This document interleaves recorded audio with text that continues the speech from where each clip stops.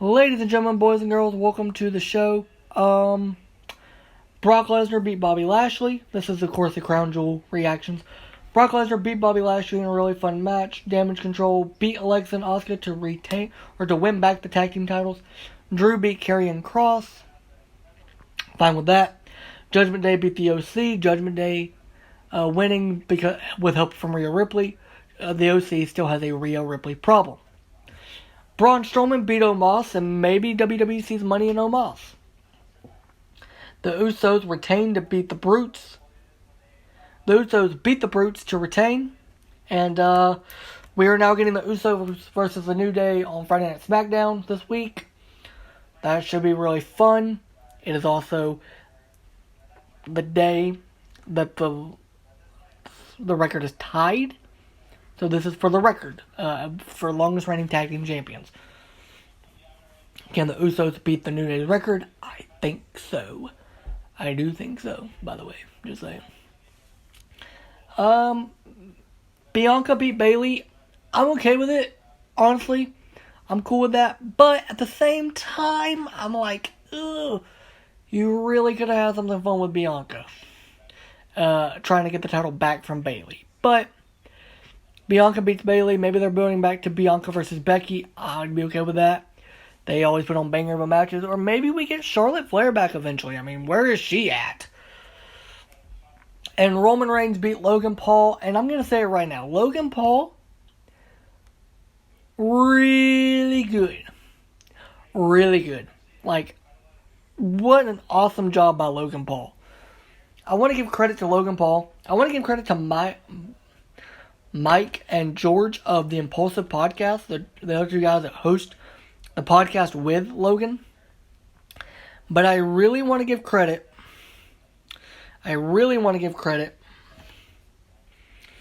Jake Paul, you proved that, guess what? Your boxing fights are not scripted at all, because the second you had to throw a scripted punch, it looked terrible.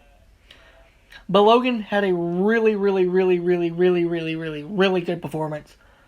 He even live streamed during it. That was pretty cool, right? The Usos beating up Mike and George. Mike Malak and George Jenko. I mean, I'm cool with that. And then we had Solo Sikoa come down, right? And looks like we might be getting Solo versus Jake. Are we building to Solo Sikoa versus Jake Paul? I'm down for that. I really am. I'd be fine with that.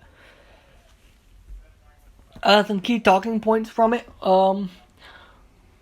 Bobby Lashley attacked Brock Lesnar after the match. Maybe we get a Bobby Lashley heel turn. I don't know, but maybe. What's going on with Alexa Bliss? So if you didn't realize it, Alexa Bliss noticed and took notice, and this is the first time a superstar has done this. She took notice of the Bray Wyatt logo. That was interesting to me. Maybe we're gonna get something with Bray and Alexa. I don't know. The OC still has the Rhea Ripley problem. Maybe WWE does see more money in Omos than what us as fans see. Right? The Usos and New Day, they're confirmed. Bayley and Bianca, in my opinion, that match stole the show. Second to Roman versus Logan. I think Logan and Roman had too much outside interference happen to say they were the showstopper, show stealer match. They were close. It was a close second. But I think Bayley and Bianca stole the show tonight. I really do. And I didn't think either one of the tag matches, although they were fun, they were kind of like, I mean, they were basic scripted tag matches, right? Like, they were, not surprising.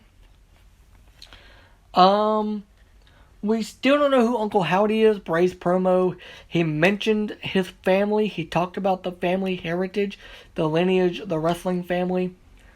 I think Uncle Howdy is either Bo Dallas or Barry Windham. I see it being more of Bo Dallas than I do Barry Windham, because I don't think Barry Windham comes out of retirement to work this unless WWE is offering him a massive bag. I don't see him coming out of retirement for that, but who knows. But Bray basically said, hey, I'm Bray Wyatt. I'm not that masked character anymore, right? I'm Bray. I came back to rewrite my story. To write the ending. To rewrite the ending of the story. If this is the end of The Fiend, if we're never going to get him back, thank you for what The Fiend did for the WWE, ticket sales, merch, all that stuff. I'll miss it. I liked The Fiend.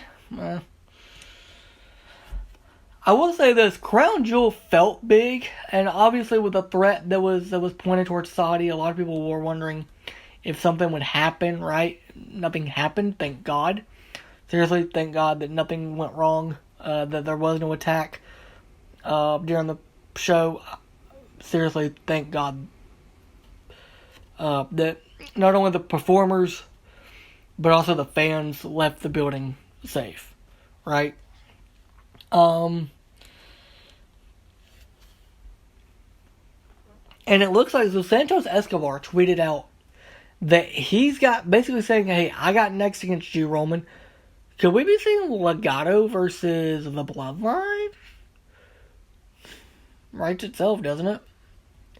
Santos versus Roman. You put the other two members of Legado, who I'm so sorry, I'm blanking on their names. Against the Usos? I mean, it writes itself, doesn't it? Yeah. And you maybe add Logan and Jake with Legado, and we get something at Survivor Series.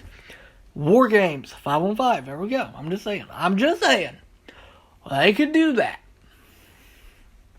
And again, Logan looked really good. He did hit his one lucky punch, but it wasn't enough. But seriously, Crown Jewel, my opinion, 10 out of 10. No, I'll say 9 out of 10. 9 out of 10. Again, the tag team matches weren't really that exciting.